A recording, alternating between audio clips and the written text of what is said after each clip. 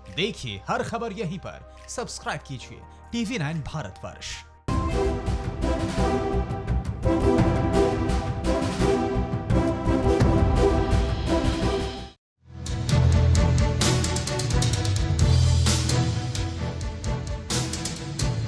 नमस्कार, स्वागत है आपका हमारी इस खास पेशकश में। आज हम आपको वॉर रूम दिखा रहे हैं। हमारे साथ वो मेहमान आ रहे हैं जो कि आपको बता रहे हैं कि देश क्या कर रहा है और आगे क्या क्या हो सकता है। ये बिग वॉल यहां पर आपके सामने इधर बनी हुई है, इस पर मैं आपसे कुछ ही क्षणों में जाऊंगा और आपको दिखाऊंगा कुछ ऐसे हैरान करने वाले आंकड़े जो आपके होश फाख्ता कर देंगे। लेकिन शुरुआत इस वक्त इस देश के एक बड़े मंत्री, एक बहुत सुलझे हुए नेता मुख्तार अब्बास नकवी इस वक्त हमारे साथ हैं। सर, आपका स्वागत है। बहुत बहुत धन्यवाद। और नकवी साहब, मैं बिल्कुल भी कोई भी इस पे, ये एक नेशनल इशू है, मैं बिल्कुल भी इतनी सी भी राजनीति जो हो रही है उस पे कहीं पे भी उस पे ड्वेल नहीं करना चाहूंगा। ऑल पार्टी मीटिंग से पहले आप हमारे साथ बैठे हैं, आपने समय निकाला है, बहुत मुश्किल चुनौती वाला वक्त है। पहले मुझे एक बताइए, पार्टी सरकार क्या मंथन चल रहा है अभी? ये एक बहुत ही अनप्रेसिडेंटेड सिचुएशन है। देखिए निशान जी, सबसे महत्वपूर्ण बात यह है कि एक ऐसा चुनौती का समय है जिस चुनौती के समय में पूरा देश एक स्वर से, एक आवाज़ से एक ही बात कह रहा है कि हमें हमारे सम्मान, हमारे स्वाभिमान, हमारी सार्वभौमिकता की रक्षा करनी है। और उसके लिए पूरे देश में कहीं किसी तरह का कोई कन्फ्यूज़न, कंट्रडिक्शन नहीं है। और जो कुछ भी घटना हुई, निश्चित तौर से मैं तो इस पे यही कहूँगा कि सुरक्षा पर जब आ जाए तो टकराना ज़रूरी है।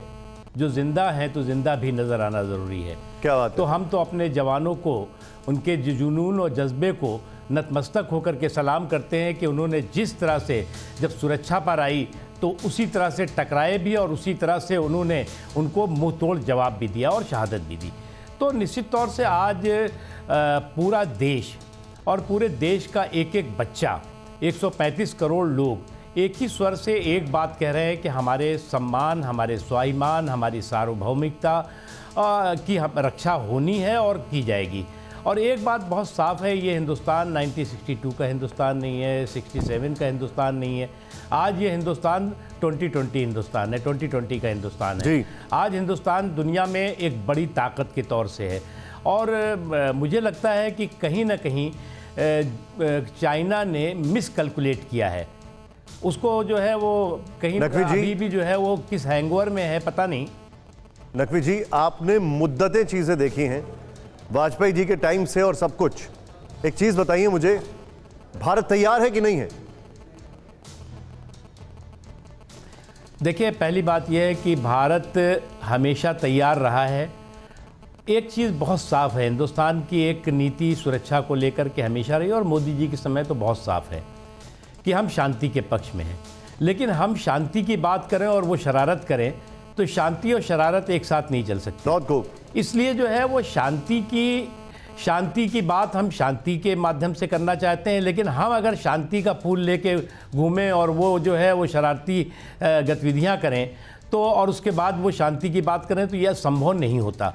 और ये कोई भी देश जो देश की स्वाभिमानी देश है, लोकतांत्रिक देश है, अपनी सार्वभौमिकता और अपने सम्मान की रक्षा करना चाहता है और करना जानता है, तो वो जो है कभी भी इस दोहरी सोच और दोहरी नीति को कभी भी स्वीकार नहीं करेगा। मतलब ये बड़ी बात नकवी जी ने अभी कहा है, शांति और शरारत साथ नहीं चलेगी, शांति और शरारत बर्दाश्त नहीं किया जाएगा। नकवी जी, एक चीज को लेकर बड़ा दर्द है, बहुत दुख है सर। वो ये है कि अभी ऑल पार्टी मीटिंग नहीं हुई। वो ये है कि अभी इंटेलिजेंस इनपुट बाहर नहीं है और होना भी नहीं चाहिए। क्यों होगा? लेकिन ऐसे बताया जा रहा है विपक्ष की पार्टी की तरफ से जैसे उन्हें पता है कि उस रात क्या क्या हुआ था। ये कहां तक जायज है? क्या ये सब ऑल पार्टी मीटिंग में भी होता दिखाई देता है आपको? देखिए, पहली बात यह है कि जो विपक्ष के जिन नेता की आप बात कर रहे हैं वो jack of all master of none, मतलब वो जो है वो हर चीज़ के अज्ञानता से भरे ज्ञान को परोसने की कोशिश करते हैं। कभी वो जो है इकोनॉमिस्ट बन जाते हैं, कभी एग्रीकल्चरिस्ट बन जाते हैं, कभी सिक्योरिटी एक्सपर्ट बन जाते हैं, और कभी जो है वो सेफोलॉजिस्ट बन जाते हैं, पता नहीं क्या क्या बन जाते हैं। और उनका हर दिन का जो अज्ञानता से भरा ज्ञान है, उससे जो है वो देश जो है वो बहुत वो एक हंसी का पात्र बन गए हैं। दिक्कत उनकी ये नहीं है, दिक्कत ये है कि जिस सामंती फ़ोटो फ्रेम में वो फिक्स हैं, जब तक उस सामंती फ़ोटो फ्रेम से बाहर निकल करके ज़मीन की हकीकत को नहीं समझेंगे, तब तक इसी तरह के हुल्लड़बाजी और हंगामेबाजी और हुल्लड़ के कुल्हड़ बनते रहेंगे। जी, मुझे एक चीज़ बताइए सर, लेकिन जो ऑल पार्टी मीटिंग होने वाली है उसमें पहले तो इस ऑल पार्टी मीटिंग में क्या ऑब्जेक्टिव होगा, क्या चीज़ें हो सकती हैं, सबको बताया जाएगा, क्या पर्पस क्या है सर? देखिए, पहली बात यह है कि आप अनुभवी पत्रकार हैं, आपको मालूम है कि जब हम जंग के मैदान में हैं, मान लीजिए, और हम जो है इस वक्त चुनौतियों को मजबूती से, चुनौतियों पर विजय हासिल करने के लिए हमारे सुरक्षा बल, हमारी सेनाएं मुस्तैदी के साथ, मजबूती के साथ सारे की सारी रणनीति को अंतिम रूप दे चुकी हैं और दे रही हैं। ऐसे हालात में क्या रणनीति भारत की है, भारत क्या करने वाला है, ये चीज़ें तो सार्वजनिक रूप से कही नहीं जा सकती, एक चीज़। दूसरी चीज़ ये कि अभी तक जो होता रहा है, इस तरह के माहौल में सभी पॉलिटिकल पार्टीज़ एक स्वर से, पॉलिटिकल पार्टीज़ हों, लोग हों, एक ही स्वर से बात कहते रहे कि भाई ये संकट के समय में हम सरकार के साथ खड़े हैं। नकवी जी, सवाल हम बाद में कर लेंगे। आप नकवी जी एक बात हम इस वक्त सरकार के साथ माफी चाह रहा हूं, मैं आपको रोक रहा हूं। मैंने आपसे ये सवाल क्यों पूछा था, मैं आपको बताना चाहता हूं। आप लोगों ने जब स्ट्रैटेजिक इनिशिएटिव लेके सर्जिकल स्ट्राइक की, तो हर एक ने आरोप लगाया कि इन्होंने तो ऑल पार्टी मीटिंग भी नहीं की। अब आप ऑल पार्टी मीटिंग कर रहे हैं, जो कि डेकोरम फॉलो कर रहे हैं, और उससे पहले भी अगर ऐसे पॉलिटिकल स्टेटमेंट आ रहे हैं जो कि प्रोपेगेंडा बन जाए और देश के लिए, तो दुख होता है। मैंने इसलिए सवाल पूछा था आपसे नकवी जी।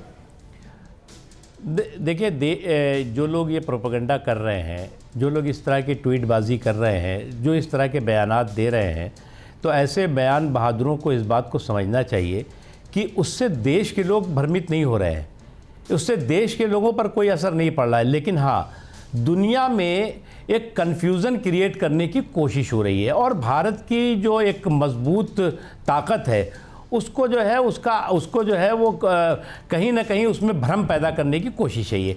और इस चीज़ को कभी भी ऐसा आज तक इस देश का इतिहास रहा है कि चाहे विपक्ष छोटा रहा हो, बड़ा रहा हो, एक दो मेंबरों के लोकसभा वाली पार्टी का विपक्ष रहा हो, कभी भी किसी भी विपक्षी पार्टी ने ऐसे हालात में सरकार की आलोचना या सरकार से सवाल नहीं पूछे, बल्कि सरकार के साथ खड़े हुए। सवाल पूछने का बहुत मौका होगा, बहुत समय आएगा, सवाल आप पूछिएगा, जवाब मिलेगा आपको। लेकिन इस वक्त तो आपकी जो एक ही देश जिस तरह से सोचता है कि भाई आप इस वक्त जो है वो हमारे जो सुरक्षा बल हैं, हमारी जो सेनाएं हैं, जिस मुस्तैदी के साथ, जिस जुनून और जज्बे के साथ, जिस राष्ट्रभक्ति के जुनून के साथ वो हमारी सीमाओं की सुरक्षा कर रही हैं, दुश्मनों को मुंह तोड़ जवाब दे रही है, उनका मनोबल बढ़ाइए। सर, अब मैं आपकी मौजूदगी का करके मनोबल, मैं आपकी मौजूदगी का थोड़ा एडवांटेज लूंगा नकवी जी, और मैं कह के आपसे बोल रहा हूं। मुझे याद है पार्लियामेंट अटैक के टाइम आप उस वक्त मौजूद थे, आपने सब देखा। ऑपरेशन पराक्रम आपको पता है, आपको अच्छी तरीके से पता है करगिल, और ये आप एक्टिव तौर पर उन सारी चीजों में इन्वॉल्व थे। इसलिए मैं आपसे पूछ रहा हूं, एलओसी यानी पाकिस्तान और एलएसी यानी चीन, भारत क्या अभी दोनों फ्रंट से निपटने में तैयार है या नहीं सर? देखिए, भारत हर फ्रंट से निपटने में तैयार है। भारत जो है वो 62, 67 और उसके बाद का भारत नहीं है। आज 2020 का भारत है, आज नरेंद्र मोदी के नेतृत्व वाला भारत है, बस इतना ही हम कह सकते हैं। आपने बड़ी बात कर दी नकवी जी, बहुत बहुत शुक्रिया। इस वक्त की बड़ी खबर, केंद्रीय मंत्री नकवी जी हमारे साथ हैं। सर, आपने इतनी व्यस्तता में समय निकाला, बहुत शुक्रिया, लेकिन आपका मैसेज जाना जरूरी था।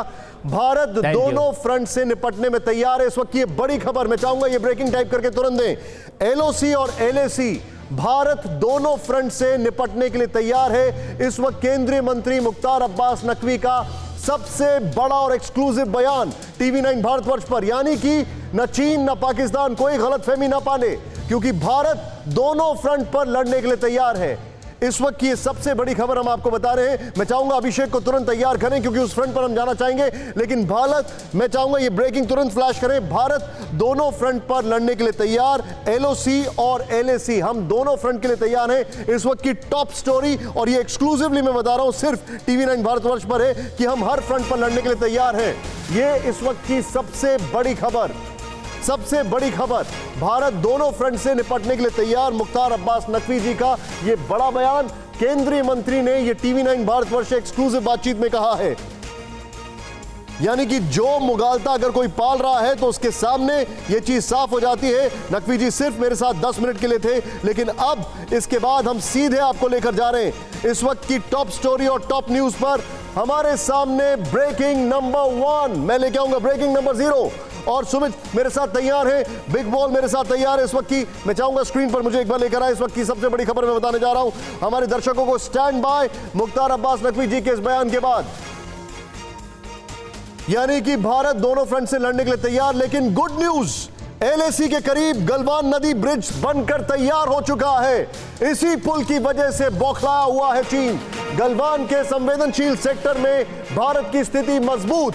ब्रिज की मदद से भारत 255 किलोमीटर लंबी रोड की सुरक्षा में सक्षम। एक बार फिर से यह बड़ी खबर आपके सामने, एलएसी के करीब गलवान नदी ब्रिज बनकर तैयार।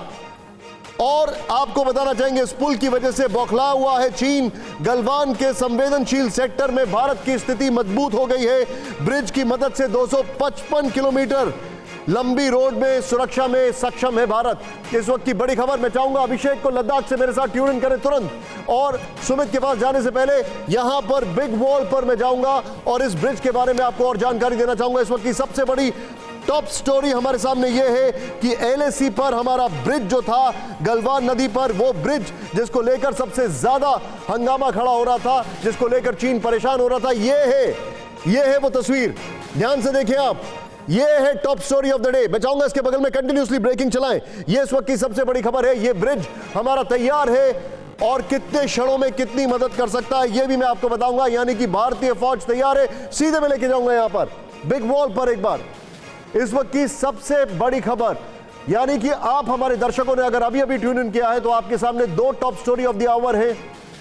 पहली खबर कि दोनों फ्रंट से निपटने के लिए तैयार, और दूसरी हमारा एलएसी पर गलवान ब्रिज तैयार है। बिग वॉल पर दिखाएं इस ब्रिज को तुरंत क्विकली। ये हमारी इस वक्त की सबसे बड़ी खबर ये है। ये देखें आप, ये है वो तैयारी। इस ब्रिज को लेकर हंगामा हुआ। गलवान नदी पर रणनीतिक पुल बनाने में भारत कामयाब हो गया है। चीन को इससे ही मिर्ची लगी थी। अगला पॉइंटर, गलवान ब्रिज से संवेदनशील सेक्टर में भारत की स्थिति बहुत मजबूत हो गई है। यानी कि हमारी फौजों का मूवमेंट बहुत तेज होगा। सुमित स्टैंड बाय, आ रहा हूं मैं आपके पास। ब्रिज के जरिए सैनिक वाहनों के साथ आर पार जा सकते हैं। यही चीन को परेशान कर रहा था, क्योंकि यह लद्दाख पर भी हमारा मजबूती लाता है। 255 किलोमीटर लंबी डीबीओ रोड की सुरक्षा संभव है। यानी कि हमने अपना सिर अब पूरी तरीके से अपने कब्जे में रखा है। काराकोरम के पास तक जाती है ये खास डीबीआरओ रोड। इनॉग्रेशन करने का मौका नहीं है, वरना बड़ी शानदार तरीके से करते। लेकिन ये देखें, और चीन की भी कभी भी इस पुल को नहीं बनने देना चाहता था। ये बड़ी खबर है। यही ग्राफिक्स मैं चाहूंगा आप इसको फ्लैश करते रहे जब मैं सुमित से बात कर रहा हूं। सीधे वॉल पर ये ग्राफिक्स फ्लैश करेगा सुमित।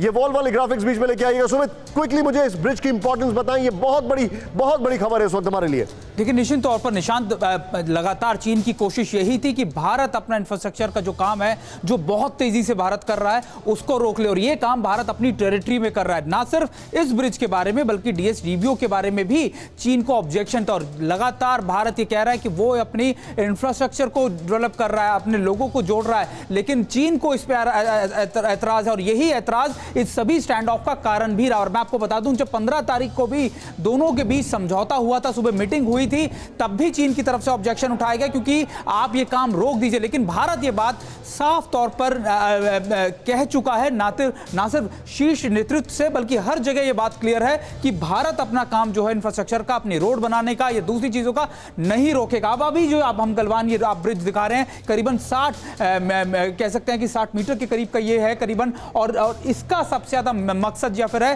कि जो नदी बैरियर नाला है उससे दोनों रोड को जोड़ना, और यही इंपॉर्टेंट स्ट्रेटेजिक लोकेशन या फिर एक ब्रिज आप इसको कह सकते हैं, क्योंकि जब आप पेट्रोल करते हैं, दूसरे काम करते हैं, तो आपके लिए ऐसी चीजें बहुत जरूरी होती हैं, और ये सिर्फ हमारी जरूरत के हिसाब से हमने डेवलप किए हैं या बनाए हैं, लेकिन चीन को इससे भी सुमित, ये बहुत बड़ी खबर है हमारे पास, ये टॉप स्टोरी है। मैं चाहूंगा इस ब्रेकिंग को एक बार फिर से फ्लैश करें हमारे लिए, पूरी ब्रेकिंग को मैं चाहूंगा फिर से फ्लैश करें। इस वक्त की बड़ी खबर, ये वो ब्रिज तैयार हो गया है बनकर जिसकी हमें सबसे ज्यादा जरूरत थी।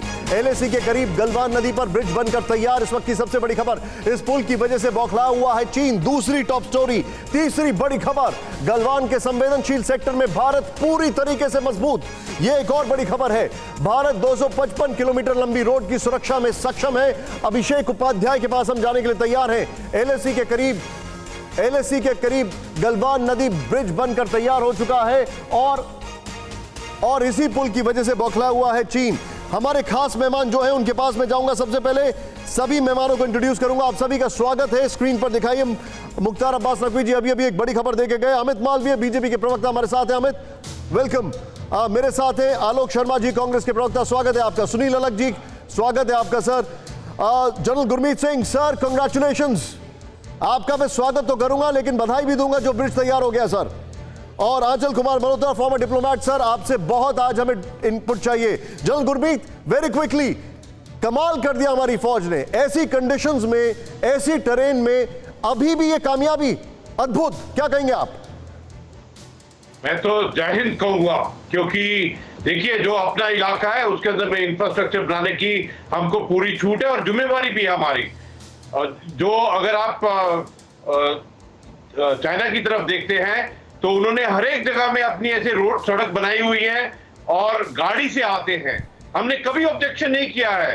ये जो हमारे सड़क है जो दरबुक श्योक डीबीओ 225 किलोमीटर की, 255 किलोमीटर की, जिसमें 37 ब्रिजेस हैं, जहां जो एएलजी है डीबीओ में, न्योमा में, ये हमारे इलाके में है। तो हमारे को इंफ्रास्ट्रक्चर इंप्रूवमेंट करने की पूरी छूट है और हमारी जिम्मेवारी भी है। और मुझे खुशी है कि इस वातावरण में, इस एनवायरनमेंट में हमारे जो इंजीनियर्स हैं उन्होंने ये कमाल दिखाया है। शाबाश, ये जो बीआरओ के और हमारे जवान हैं इंजीनियर रेजिमेंट ने, इन्होंने बाखूब काम किया है। मेरी उनको शाबाश है इस वक्त में। जी, आप जो बता रहे हैं सर वाकई में शाबाशी वाली बात है। और मैं यहां पर स्ट्रेटेजिक इंपॉर्टेंस की अगर बात करूं तो हमारे साथ अब जो हमारे पास जो बिग वॉल नंबर 1 और ब्रेकिंग नंबर 1 है, क्योंकि हमारे पॉलिटिकल गेस्ट मौजूद हैं। अब से थोड़ी देर में ऑल पार्टी मीटिंग होने वाली है। ये एक हमारे लिए बड़ी खबर थी, लेकिन ऑल पार्टी मीटिंग होने वाली है। मैं सीधे यहां पर दिखाऊंगा इस वक्त की टॉप स्टोरी ये है कि हमारे पास अब से जो ब्रेकिंग न्यूज है वो ये है कि ऑल पार्टी मीटिंग से पहले भारत चीन विवाद पर थोड़ी देर बाद ऑल पार्टी मीटिंग। सरकार सभी दलों को बताएगी चीन के साथ कैसा सलूक किया जाए। ऑल पार्टी मीटिंग में नहीं बुलाए जाने से कुछ पार्टी नाराज हैं। सरकार ने कहा मीटिंग में कम से कम 5 सांसद वाले दल बुलाए गए हैं, 5 सांसद वाले दल। मैं सीधे यहां पर आपको, यह बड़ी खबर है, वेरी क्विकली मैं आपको बताना चाहूंगा, यह आपको ब्रीफ देना मेरे लिए बहुत जरूरी है। सीधे मैं आपको लेके जाऊंगा कि हमारे पास इस ऑल पार्टी मीटिंग में क्या क्या डोप है, क्या क्या टेक है। सीधे यहां पर ऑल पार्टी मीटिंग में जो जो चीजें हमारे पास आ रही हैं बताइए जरा। भारत चीन सीमा पर विवाद, इसके बारे में यह मुद्दा है, जाहिर सी बात है इसी पर बैठिए। चीन को कैसे दे जवाब, ये इस पर बातचीत होगी। ये डेकोरम है जो फॉलो किया जाता है। संपूर्ण बहिष्कार के लिए सब तैयार हैं, ये एक अच्छी चीज निकलकर सामने आ रही है। सर्वदलीय बैठक का मुद्दा। फिर एक और चीज जो हमारे सामने है वो काफी मायने रखती है कि आखिर कौन कौन लोग हैं इस पार्टी में आने वाले। देखिए आप, सोनिया गांधी जी आने वाली हैं, अखिलेश यादव आने वाले हैं। सोनिया गांधी जी का एक बड़ा रिस्पॉन्सिबल स्टेटमेंट था कि हम देश के साथ हैं। हेमंत सोरेन जेएम, ममता बनर्जी टीएमसी, और यहां पर और देखें आप, चंद्रबाबू नायडू टीडीपी, उद्धव ठाकरे शिवसेना, यानी कि सुखबीर बादल शिरोमणि अकाली दल, चिराग पासवान एलजेपी, और यहां पर हमारे सामने ये देखें के चंद्रशेखर राव टीआरएस, नवीन पटनायक बीजेडी, ये सभी लोग मौजूद होंगे। Sharad Pawar NCP, Sitaram Yechury CPIM. लेकिन कुछ लोग नाराज भी हैं। जो लोग नाराज हैं वो काफी नाराज हैं। जगन मोहन रेड्डी भी होंगे इसमें, नीतीश कुमार भी होंगे। खैर, ये बहुत लंबी फहरिस्त है। मैं सीधे, to cut the long story short, मैं सीधे यहां पर चलूंगा। और ये जो ब्रेकिंग है मैं चाहूंगा इसको फ्लैश करते रहे, बल्कि जो पहला बिग वॉल का ग्राफिक्स उसको फ्लैश करें। अमोद जी, ऑल पार्टी मीटिंग से पहले राजनीतिक दलों की अभी तक ओवरऑल क्या प्रतिक्रिया है, हमारे सहयोगी अमोद जी बताएंगे और फिर उसके बाद मैं आ रहा हूं आपके पास आलोक जी और अमित।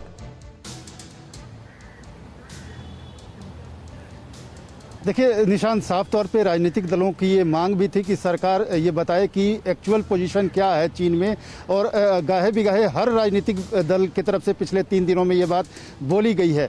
आज सरकार को के सामने ये मौका होगा उन राजनीतिक दलों को अपनी बात रखने का, सवाल पूछने का और अपनी मशवरा देने का।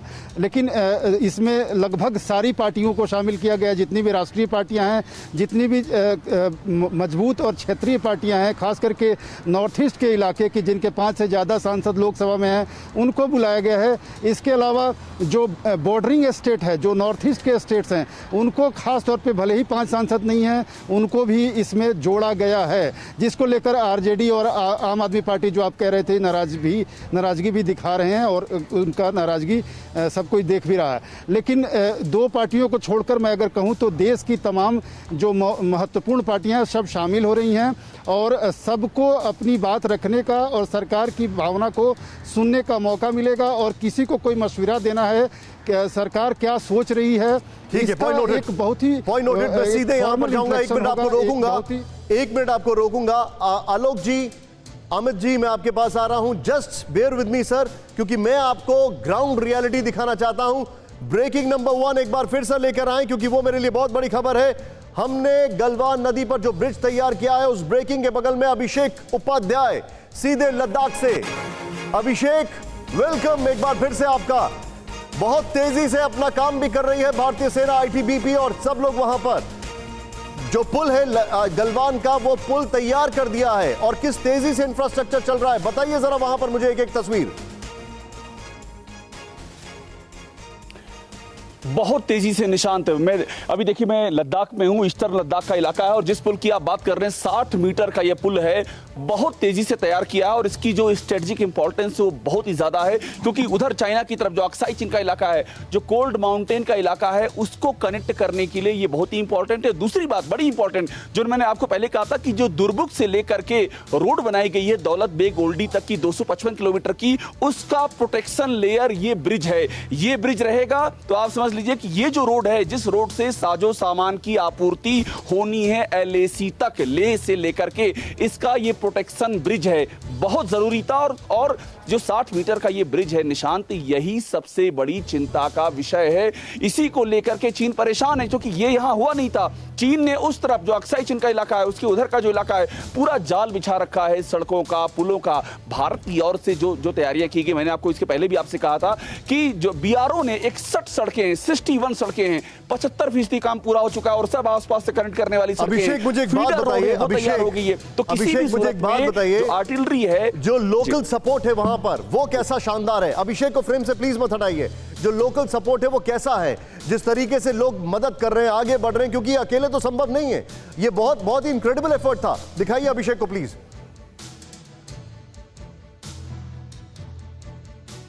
बहुत ही महत्वपूर्ण होता है। जो गांव है एलएसी के आसपास सटे हुए जो गांव हैं निशांत, आप चोशुल से शुरू कीजिए, चोशुल से आगे बढ़ते जाइए, पेंगोंग, दौलत बेग ओल्डी और उसके आसपास का और एक तंगसे का इलाका है। इन सब इलाकों में जो गांव है, करीब 25 से 30 गांव हैं। यहां पर लोग पूरी तरह से, फोन से हमारी जो बात हो पाई है, 2-3 जो वहाँ के जो प्रतिनिधि हैं उनसे बात हुई थी, वो पूरी तरह से न सिर्फ तैयार हैं, उनका मॉरल न सिर्फ हाई है, बल्कि सबसे एक अहम बात ये है कि जो बड़ा ये जो माउंटेनस टेरेन होता है, यहाँ बहुत जरूरी होता है इंटेलिजेंस, और इंटेलिजेंस में जो लोकल इंटेलिजेंस होता है वो बहुत मायने रखता है। तो हर लिहाज से ये जो लोग हैं, जो एलएसी के पर जो गांव बसे हुए हैं, ये पूरी तरह से सेना के साथ मुस्तैदी से खड़े हुए हैं और किसी भी तरह का डर नहीं है। जो हमारी बात हुई है, मैं आपको बता दूं, कोई डर नहीं है। साइकोलॉजिकल वार जो होता है उसमें भारत पहले ही विजय प्राप्त कर चुका है। जो ये आसमान में लगातार आप सॉर्टी देख रहे हैं, जो ट्रांसपोर्ट एयरक्राफ्ट जा रहे हैं, जो कॉम्बैट एयरक्राफ्ट जा रहे हैं, जो हेलीकॉप्टर जा रहे हैं, मैं डिटेल में गए बगैर ये बात कह रहा हूं, वो कौन कौन से बिल्कुल मत बताइए अभिषेक, बहुत बहुत शुक्रिया। मेरे साथ बने रहिए, जाइएगा नहीं, क्योंकि आपका इनपुट मेरे लिए बहुत जरूरी है अभिषेक। वो भी हमारे स्टैंड बाय विद मी। अब मैं सीधे आऊंगा ऑल पार्टी मीटिंग की जो ब्रेकिंग है उसको सामने, बल्कि ग्राफिक्स को फ्लैश करिए, और मेरे साथ आलोक जी हैं। आलोक जी, ऑल पार्टी मीटिंग होने जा रही है। अब आपकी पार्टी का क्या रुख है, आप लोग क्या देखते हैं आने वाले समय में? ऑल पार्टी मीटिंग में आप लोग क्या स्टैंड होंगे? अगर डिस्क्लोज करना चाहें वेल एंड गुड, नहीं तो मैं एक्सेप्ट कर सकता हूं उसको। बताइए आलोक जी। देखिए, मुझे लगता है ऑल पार्टी मीटिंग में क्या होगा, मैडम सोनिया जी क्या बात करेंगी वो तो मुझे ना मालूम है, और मालूम भी होता तो मैं शायद डिस्क्लोज नहीं करता। मैं दूसरी चीज़ यहाँ पर है कि आज देश की जनता दो चीज़ें मुख्य तौर पर जानना चाहती है। सबसे पहला तो ये जानना चाहती है कि भाई 4 दिन हो गए हैं, देश अभी तक अंधेरे में है, क्या हुआ है, कैसे हुआ है, क्यों हुआ है, आज चाइना ने घुसपैठ कर रखी है कि नहीं कर रखी है, आज तक डिफेंस मिनिस्टर की प्रेस कॉन्फ्रेंस क्यों नहीं हुई, आज तक प्रधानमंत्री महोदय ने कोई प्रेस कॉन्फ्रेंस करके इस विषय पर क्यों नहीं 2 शब्द बोले। तमाम तरह के सवाल हैं। इंटेलिजेंस फेलियर है, सूचना क्यों नहीं मिली, किस तरह से हमारे जवान शहीद हो गए, क्या आर्मी इंटेलिजेंस आईबी किसी का उपयोग नहीं किया, क्या बीजेपी केवल इंटेलिजेंस एजेंसीज का उपयोग कांग्रेस के लिए कर रही है, सैटेलाइट इमेजेस क्या प्रधानमंत्री को मिली? आलोक जी मुझे एक बात बताइए जी। इस कैपेसिटी का कोई भी हिट अगर मैं इसकी तुलना करूं 9/11 से तो शायद हो सकती है, राइट? मैं चाहूंगा अमित मालवीय को प्लीज फ्रेम में लेके आए। सर क्या ये टाइम है? एक मिनट सर, एक सेकंड। क्या अभी इंटेलिजेंस फेलियर और ऐसे सवालों को उठाने का वक्त है? एंड दैट टू जब ऑल पार्टी मीटिंग का कॉल दे दिया गया है तो कम से कम उतना तो वेट कर सकते थे। बिल्कुल मैं समझता हूं कि बिल्कुल 4 दिन लग गए ऑल पार्टी मीटिंग का बुलाने में, डिफेंस मिनिस्टर को आके 2 बयान देने में, मोदी जी का एक ट्वीट नहीं आया है, संवेदना व्यक्त करने में 20 घंटे लग गए इनको, और आप कह रहे हैं सवाल क्यों पूछ रहे हैं? मैं चूड़ियां लेके नहीं बैठा हूं किसके लिए, बीजेपी के प्रवक्ता चूड़ियां लेके बैठते थे। सर पहले तो ये लैंग्वेज का इस्तेमाल मत करिए सर। आप जानते हैं आलोक जी मैं लैंग्वेज का इस्तेमाल नहीं करता हूं, क्योंकि अगर आप चूड़ियों की बात कर रहे हैं तो 2013 में, सर एक मिनट जस्ट हैंग ऑन, 2013 में चीनी नववर्ष के दौरान जब मनमोहन सिंह जी चीन गए थे तब उन्होंने 8 पॉइंटर बताए थे। मैं 8 पॉइंटर लिखकर आपको अभी बता सकता हूं कि वो 8 पॉइंटर में क्या था, जिस स्कूल में उन्होंने जाकर एक स्पीच दी थी। और उसके पहले आपको याद है 141 बार इंकर्जन हुआ था आईटीबीपी का, ऑन रिकॉर्ड है 12 महीने के अंदर। तो किसने चूड़ियां पहन रखी थी? प्लीज सर हमें यह समझना पड़ेगा कि हम किन हालात की बात कर रहे हैं। जवान शहीद नहीं हुआ। निशांत जी उत्तेजित मत होइए, आप आधा घंटे से उत्तेजना में बात कर रहे हैं। बिल्कुल नहीं, जो पुल बना है रात नहीं बना, 2004 से बन रहा था। अरे सर अब आप पुल के ऊपर नंबर बना रहे हैं, आप पुल के ऊपर नंबर बना रहे हैं, मुझे लिए बताइए, आप पुल के ऊपर नंबर बना रहे हैं। आलोक जी कैसी बात कर रहे हैं आप? अरे हम अपनी सेना का मनोबल बढ़ा रहे हैं सर, हम पुल पे नंबर नहीं बढ़ा रहे। सेना का मनोबल बढ़ाना अच्छी बात है। सेना का मनोबल जब चूड़ियां लेके बीजेपी के प्रवक्ता बैठे थे से चूड़ी मनोबल बढ़ा था क्या? आप फिर से आलोक जी में आप एक जो बात बताइए। सुनिए ना आप, निशांत जी आप सुनते नहीं है, मैं आपकी पूरी बात सुनूंगा। Alok ji just give me 1 minute. Alok ji just 1 minute, promise 1 minute, promise, फिर आप बोलिएगा। मैं आपको ये वचन दे रहा हूं। आलोक जी मुझे एक बात बताइए, आप 2 मिनट सोच के मुझे एक बात बताइए। और मैं बहुत रिस्पेक्ट करता हूं आपकी पार्टी की, इसीलिए सोनिया जी का जो रिस्पॉन्सिबल स्टेटमेंट था मुझे स्क्रिप्ट में नहीं दिया गया, मैंने उसको पढ़ा क्योंकि वो बड़ा वेटेज वाला स्टेटमेंट था कि हम देश के साथ हैं। मैं आपसे आलोक जी एक चीज पूछता हूं, आज आप जो बोल रहे हैं, आप जानते हैं टीवी 9 भारतवर्ष पर आज आप जो बोल रहे हैं, कल चीनी चैनल उसको रिप्ले कर करके बार बार बताएंगे और आपको अपने प्रोपेगेंडा का सिस्टम बना लेंगे। ये सोच रहे हैं आप? उत्तर दूं प्लीज गो अहेड सर। मुझे लगता है कि जो आज सवाल पूरा देश उठा रहा है, इन सवालों के जवाब पिछले 4 दिन में मिलने चाहिए थे, नहीं तो टीवी 9 भारतवर्ष के ऊपर ये सवाल मुझे नहीं पूछने पड़ते। लेकिन जो चाइना भाषा बोल रहा है कि हमने 1 इंच भी जमीन पर कब्जा नहीं किया है, वही बीजेपी बोल रही है। अरे भाई कब्जा भी नहीं किया है, मीटिंगें भी हो रही हैं, तंबू भी उखाड़े जा रहे हैं, 20 जवान शहीद हैं, 50 से ज्यादा जवान हॉस्पिटल में एडमिट हैं। इसका जवाब तो मांगेंगे कि नहीं मांगेंगे भाई? सर आप कह रहे हैं कि ये तो कुछ हुआ ही नहीं है। डिफेंस मिनिस्टर, देखिए मैं जानता हूं मोदी जी डरते हैं प्रेस कॉन्फ्रेंस करने से, क्या डिफेंस मिनिस्टर को भी अपने जैसा डरपोक बना लिया है क्या उन्होंने? इतनी बड़ी घटना के बाद सरकार की तरफ से बयान नहीं आता है, मिनिस्ट्री ऑफ एक्सटर्नल अफेयर्स कहते हैं वो निहत्थे नहीं थे, बीजेपी कहती है वो निहत्थे थे। आलोक जी 1 मिनट देखिए, आपने जो स्टेटमेंट दिए, अब मैं एक चीनी चैनल बताता हूं कैसे दिखाएगा इसको। कांग्रेस के बड़े प्रवक्ता ने कहा, कि भारत का प्रधानमंत्री डरपोक। कांग्रेस के बड़े प्रवक्ता ने कहा कि भारत के डिफेंस मिनिस्टर को भी डरपोक बनाया। कांग्रेस के बड़े प्रवक्ता ने कहा कि भारत के बीजेपी के जो नेता हैं या प्रवक्ता उन्होंने चूड़ी पहनी। आप ये देना चाहते हैं मैसेज सर? चूड़ी पहनने की बात नहीं की है, आप मेरे मुंह में शब्द नहीं रखे। मैंने कहा मैं चूड़ियां लेके नहीं बैठा हूं। आपने कहा सवाल क्यों पूछ रहे हैं, मैंने कहा मैं चूड़ियां लेके नहीं बैठा हूं जो बीजेपी। मैं आपसे ये कह रहा हूं, नहीं आप मुझे समझ नहीं रहे। मैं आपसे ये कह रहा हूं कि आप सवाल अभी क्यों पूछ रहे हैं, जरूर पूछिए। बिल्कुल पूछिए, सवाल नहीं पूछेंगे तो डेमोक्रेसी आगे कैसे बढ़ेगी? लेकिन इज दिस द टाइम? इसीलिए मैंने आपको 9/11 का एग्जांपल दिया। Is this the time to ask the question? एक सेकंड सर, अमित जी आपका क्विक रिएक्शन इस पर। 26/11 के बाद, नहीं 26/11 के बाद मोदी जी उस टाटा का जो होटल था उसके बाहर जाकर प्रेस कॉन्फ्रेंस कर रहे हैं। गलत था, आप हमसे सवाल गलत था और हमने तब भी बोला था। एनीवे अमित जी आपका रिएक्शन। मैं हम आज क्या डिफेंस मिनिस्टर, ठीक है सर, एक मिनट आलोक जी, आलोक जी आपने अपना पॉइंट रखा है, मैंने आपको पूरा मौका दिया। आलोक जी आपने बोलने का बोला, मैंने पूरा मौका दिया, आपको कहीं नहीं रोका। अब एक मिनट, आलोक जी एक सेकंड, अब अमित मालवीय को बोलने दीजिए। और उसके बाद क्योंकि आपने एक अभी इंटेलिजेंस की बात की है, टीवी9 के सभी दर्शक तैयार रहे। विद इन 2 to 3 मिनट्स वो तस्वीरें मैं लेकर आ रहा हूं कि आपके होश फाख्ता हो जाएंगे। अमित मालवीय जी प्लीज बताइए। निशांत, आपने बहुत धैर्य से कांग्रेस के प्रवक्ता को सुना और उनकी तमाम बातों को कहने दिया। अब 2-3 मिनट मुझे मेरी बात कहने बिल्कुल दीजिए। कहिए आप सर। पहली बात तो मुझे इस बात से शर्म आती है कि मुझे कांग्रेस के प्रवक्ताओं के साथ टेलीविजन डिबेट पे बैठ के बहस करनी पड़ती है, जो बार बार इस बात को कहते हैं।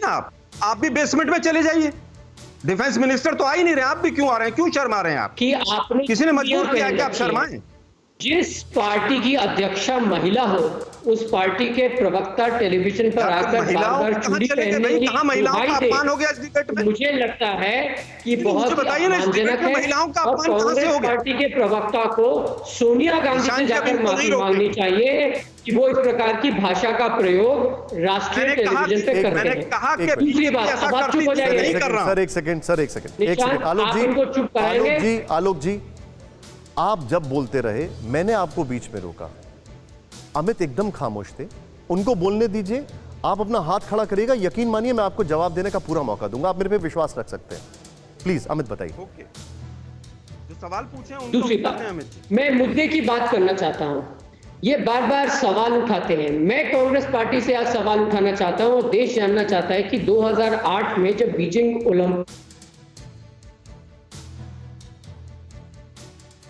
अमित अनफॉर्चुनेटली आपकी आवाज मुझ तक नहीं आ पा रही है। Amit are you there? मैं इस वक्त अमित आर यू देयर? क्या आप मुझे सुन सकते हैं? हाँ, मुझे आपकी आवाज आ रही है। बताइए, प्लीज गो अहेड, बताइए। मैं आपके चैनल के माध्यम से कांग्रेस पार्टी की अध्यक्षा सोनिया गांधी से पूछना चाहता हूं कि जब 2008 में बीजिंग ओलंपिक्स हुए चाइना में, तो चाइनीज सरकार के न्योते पर सोनिया गांधी और उनका पूरा कुनबा वहां गया। इतना कि डॉक्टर मनमोहन सिंह को न्योता नहीं दिया गया। उनके और CPC, communist party of China के बीच में क्या करार हुआ, जिसके बाद से इंडिया और चाइना का जो ट्रेड इंबैलेंस है वो पूरी तरीके से चाइना की तरफ अमित एक बात बताइए, क्या अभी ये मौका है पर्सनल अटैक करने का? वी आर टॉकिंग नेशन ना। एक मिनट देखिए, आपको जवाब देखिए, एक मिनट आपको जवाब देना है, आप दीजिए। लेकिन उनके बीच में क्या हुआ, कैसे हुआ? ऐसे देखिए अमित, एक मिनट मुझे एक बात बताइए। ऐसे अगर कोई बोलेगा कि 18 बार प्रधानमंत्री मोदी की जिनपिंग जी से बातचीत हुई और उसके बाद ये विश्वासघात हो गया, तो क्या जवाब देंगे सर? 5 बार वो गए चीन, क्या हो गया उसके बाद प्रधानमंत्री बनने के बाद? तो सर ऐसे बहुत सारी चीजें आ सकती हैं। हाँ। एक मिनट, ऐसे नहीं है, वो प्रधानमंत्री के तौर पर गए। सोनिया गांधी देश की प्रधानमंत्री थी। ये सोनिया गांधी किस पद पर थी? नहीं अमित देखिए, सोनिया गांधी वहां। अमित आप मुझे बताइए। निशांत जी मेरी बात सुनिए। ठीक है, प्लीज गो अहेड, अमित बताइए। आप मुझे 2 मिनट अगर बोलने देंगे तो मैं अपनी पूरी बात कहूंगा। बोलिए। अगर आप मुझे इंटरप्ट करते रहेंगे तो मैं अपनी बात नहीं कह पाऊंगा। Okay, please go ahead. प्रधानमंत्री नरेंद्र मोदी देश के प्रधानमंत्री के बतौर गए। उन्हें देश की जनता ने चुन के प्रधानमंत्री बनाया। सोनिया गांधी कौन प्रधानमंत्री थी देश की, और वो गई, उनका पूरा कुनबा जाता है और डॉक्टर मनमोहन सिंह नहीं जाते, क्यों?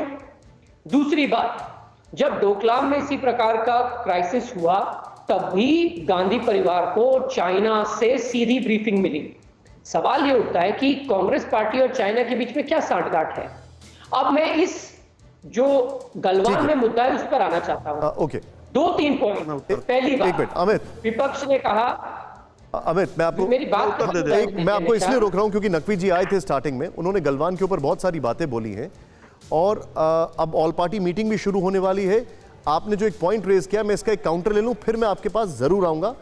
मेरी बात तो खत्म हो जाने दीजिए। ठीक है आलोक जी, मैं आ रहा हूं आपके पास। अगर आप कांग्रेस प्रवक्ता को इतना समय देना चाहते हैं तो फिर हमें आपने क्यों बुलाया? ऐसी कोई बात नहीं अमित, आपको पता होगा अच्छी तो तरीके सुन से लीजिए मेरी बात। नकवी जी ने शुरुआत ही की थी शो की, बट प्लीज गो अहेड, बताइए। वो हाँ। अच्छी बात है, तो हमारी बात सुन ठीक लीजिए है, ना ठीक है, भाई। ठीक है। कांग्रेस प्रवक्ता ऐसा तो कुछ नहीं बोल रहे हैं जिससे देश का बहुत भला हो रहा है, तो हमारी बात सुन लीजिए। अमित बताइए। हाँ, दूसरी बात, कांग्रेस पार्टी बार बार पहले कहती रही कि एलएसी को चाइनीज ने क्रॉस किया। जब वो बात गलत साबित हुई तब उन्होंने दूसरा शगुफा छोड़ दिया कि वहां पर अनआर्म्ड हमारे सिपाही क्यों गए।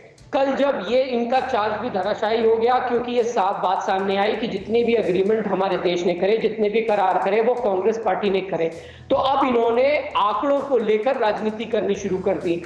हमारे देश के सैनिकों के लिए एक अच्छा शब्द कांग्रेस पार्टी के पास कहने के लिए नहीं है, ना राहुल गांधी के पास है, लेकिन चाइना जो कह रहा है उस बात को बार बार कह रहे हैं। ओके। सवाल मैं ये ठीक है। दोबारा उठाना चाहता हूं कि कांग्रेस पार्टी देश की हितैषी है या चाइनीज ठीक है, कम्युनिस्ट आपने पार्टी की सवाल हितैषी पूछा है, है? मैं क्विक और मैंने रिएक्शन आपको लूंगा। सुनील 2008 अलग जी, का वाकया बता दिया। ठीक है, आपने पॉइंट रखा है। मैं 1 मिनट जरा स्टैंड बाय कर दूं क्योंकि बहुत सारे मेहमान हैं मेरे साथ।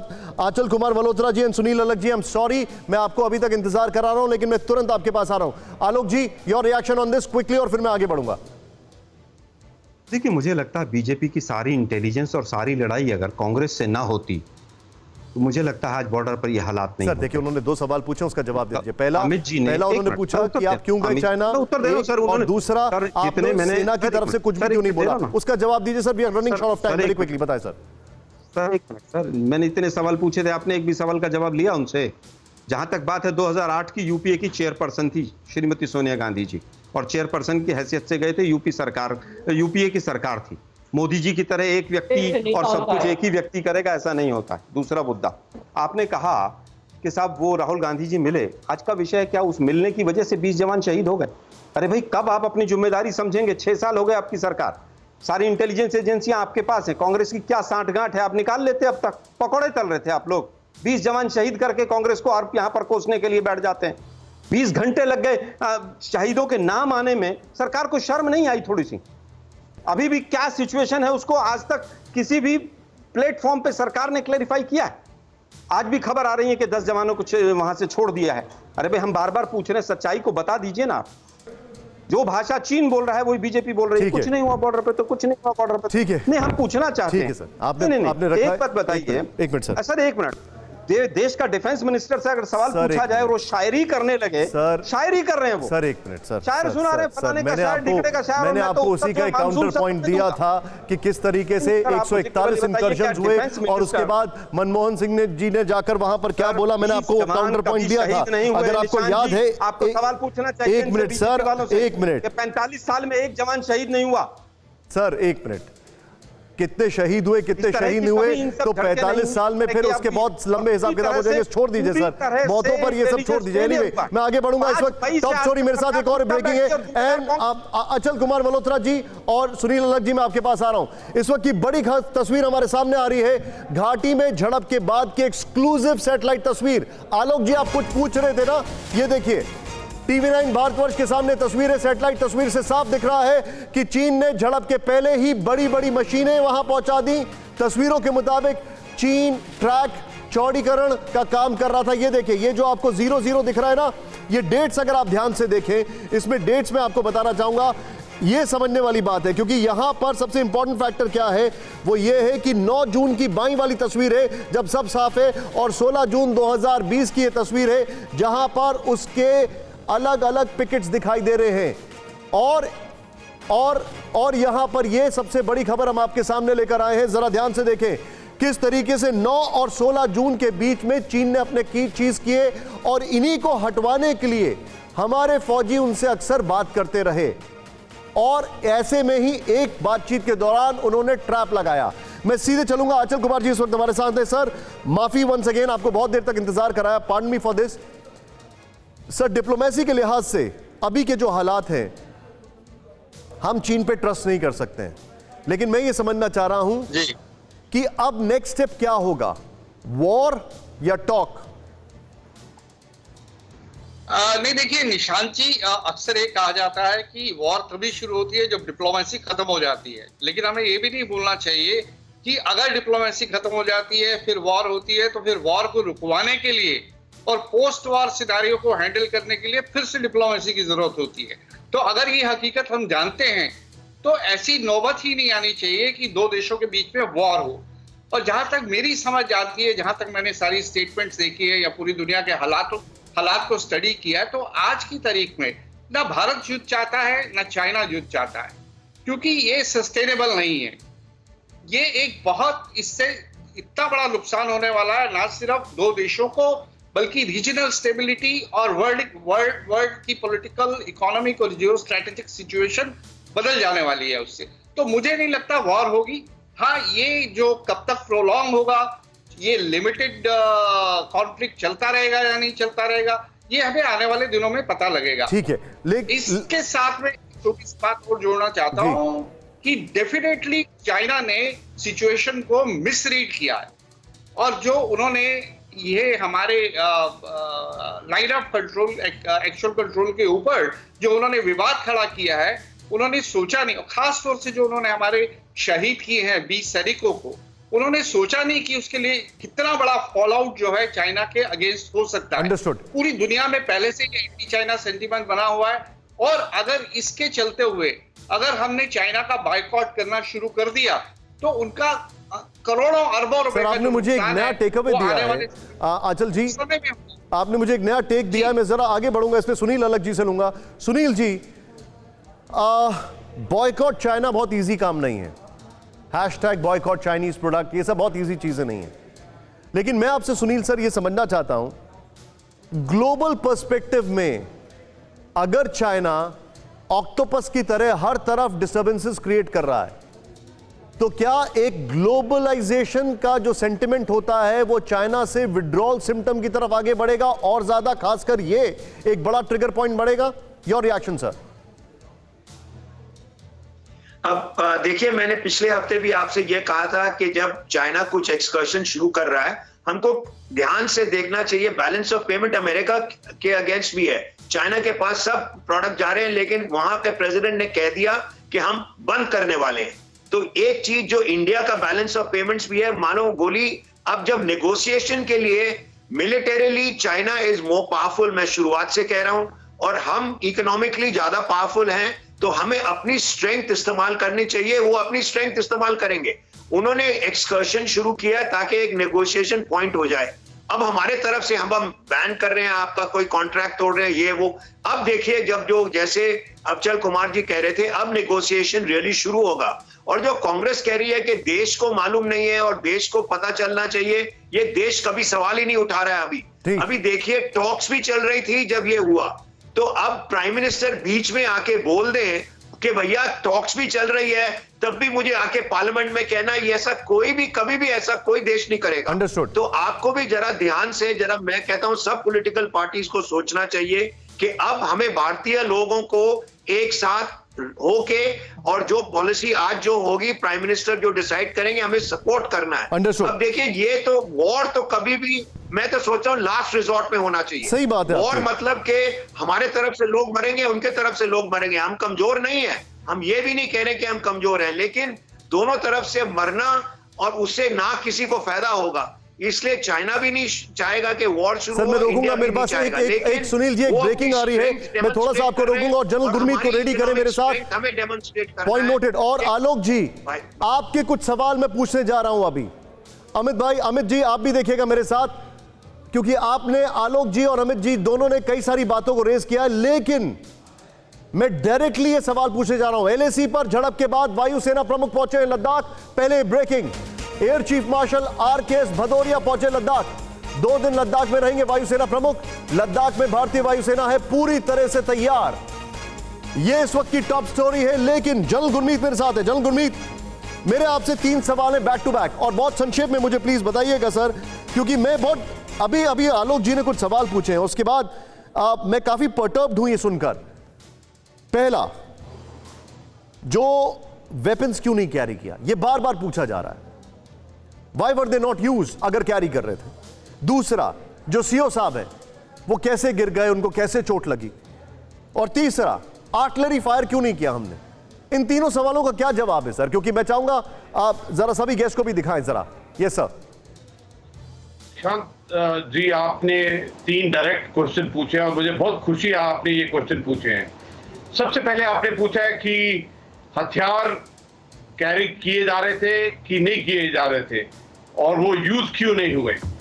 मैं आपको एक बात क्लियरली बता देना चाहता हूं कि प्रोटोकॉल्स के मुताबिक वेपन्स आर ऑलवेज कैरिड। एक जो सोल्जर और वेपन होता है उसको कोई अलग नहीं कर सकता है, लेकिन फायरिंग नहीं की जाती है जब नॉर्मल फेस ऑफ होते हैं। ये आपको क्लियर होना चाहिए। ये जो एग्रीमेंट है इसके मुताबिक भी दिया हुआ है, जो 1996 का एग्रीमेंट है कि शैल नॉट ओपन फायर, और ये बताया गया कि क्या रिस्ट्रेंट, ताकि एस्केलेशन ना हो, क्या अवॉइडेंस और किस प्रकार से फेस ऑफ को रिलीज करना है उसके बारे में भी बताया गया है। और जब बात होती है वायलेंट फेस ऑफ की, तो उसमें सेल्फ डिफेंस में पक्का you can use the weapon, there is no doubt. एक बार फिर क्लियर करना चाहता हूं कि वेपन्स आर ऑलवेज कैरिड। और मैंने तो इस जगह में, मैं तो इन्फेंट्री ऑफिसर हूं, पूरा जिंदगी इस जगह में काम किया है। जल्दी मुझे और मैं बताना चाहता हूं कि जब व्हाट अबाउट सीओ साहब and artillery fire sir? Okay, देखिए ये जो आपने पॉइंट बताया है डायरेक्ट कि आर्टी फायर क्यों नहीं किया गया है, ये एक सीनियर ऑफिसर ने भी मीडिया में बोला है, लेकिन मैं आपको बताना चाहता हूं कि कुछ एक खास चीजें on the dent of experience of life, कि ऐसी सिचुएशन में जब दोनों ट्रुप्स हमारे और उनके क्लोज प्रॉक्सिमिटी में होते हैं, और जब हमारे ट्रुप्स उस जगह में उस टाइम के अंदर में स्प्रेड आउट थे, रात का टाइम था, तो कभी भी फायर नहीं खोला जाता है जब ट्रुप्स प्रॉक्सिमिटी में होते हैं। और मैंने जिंदगी में लाइव फायर भी की सिचुएशंस भी देखी हैं, लेकिन सबसे बड़ी बात होती है कि आपके troops. And very quickly sir, CO साहब के ऊपर क्या कहेंगे आप सर? सीओ साहब एक बहुत बहादुर और बहुत प्रोफेशनल इंसान थे, और वो सैनिक स्कूल, मतलब 10 साल की उम्र से इसी काम पर लगे हुए थे, and he was one of the brilliant officer. और मैं बताना चाहता हूं कि क्या हुआ। जो सीओ साहब थे खुद पर्सनली वहां पर सिचुएशन को हैंडल कर रहे थे, और कमांड एंड कंट्रोल से और बहुत बाखूबी तरीके से कर रहे थे जी। और कुछ एक लोगों ने कहा है कि उन्होंने पानी में जंप किया है, ये सरासर झूठ है। वो जो इलाका है 15,000 फुट का इलाका है, सब जीरो टेम्परेचर है, पहाड़ी इलाका है, फिसलन है, उनका पैर फिसला है। और जो शहीद के बारे में से सवाल करते हैं, दुख लगता है जिंदगी के अंदर में। आप सभी लोगों को मैं रोकूंगा यहां पर। आप सभी लोगों का बहुत बहुत शुक्रिया, क्योंकि हम लोग स्टैंड बाय मोड में हैं ऑल पार्टी मीटिंग को लेकर। वहां पे जो भी शॉट्स वगैरह आ रहे हैं उसको हम आपको दिखाने जा रहे हैं। ये हमारा वॉर रूम कॉन्क्लेव चल रहा है। किसी भी पॉलिटिकल पार्टी के हम अगेंस्ट में नहीं, और किसी भी पॉलिटिकल पार्टी का कोई फेवर भी नहीं कर रहे हैं, लेकिन अभी एक फेवर कर रहे हैं, वो है देश और हमारे सैनिक, जिन्हें हम पे गर्व, और हमें उन पे बहुत गर्व।